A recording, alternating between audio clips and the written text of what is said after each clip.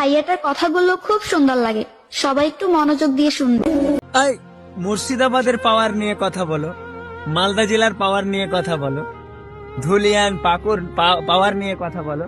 একটা জিনিস দেখাচ্ছি, দাঁড়াও।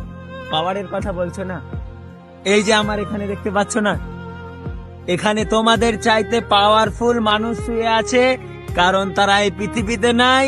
আর তোমরা সোশ্যাল মিডিয়াতে যেইভাবে ভণ্ডামি করছো, যা বলার কথা নেই। কারণ আরে ভাই, তোমাদের ওকাত কি আছে বলো তো? যেই হাত পা দিয়ে চলছো সেটা তোমার না, আল্লাহ তাআলা তোমাদেরকে দিয়েছে।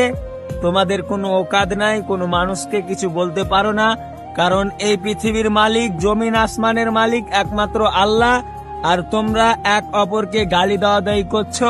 সময় থাকতে শুধরে যাও, না তো তোমাকে পাওয়ারের কথা সেই দিন বলবো যেদিন সকল মানুষ বলবে ইন্না লিল্লাহি ওয়া ইন্না ইলাইহি রাজিউন। যেদিন তুমি মারা যাবা, তোমাকে দাফন করে আসবে, কবরে বাঁশ চাপিয়ে আসবে, সেই দিন তোমাকে বলবো বলো তোমার পাওয়ার কত। যদি বেঁচে থাকি তাহলে ইনশাল্লাহ, তাই বলছি সময় থাকতে শুধরে যাও। আর আমি জানি এই ভিডিওটা কোনো মানুষ শেয়ার করবে না, কারণ আমি ভালো ভিডিও বানাই, আমি কোনো মেয়ে নিয়ে ভিডিও বানাই না, তার জন্য আমার ভিডিও বেশিরভাগ মানুষ শেয়ার করে না। তবুও আমি বলতে চাই যে ভাই আর আমাকে ভালোবাসেন, ইনশাল্লাহ সাপোর্ট দিয়ে যাবেন, আপনাদেরকে কিছু শিক্ষা দিব। আসসালামু আলাইকুম।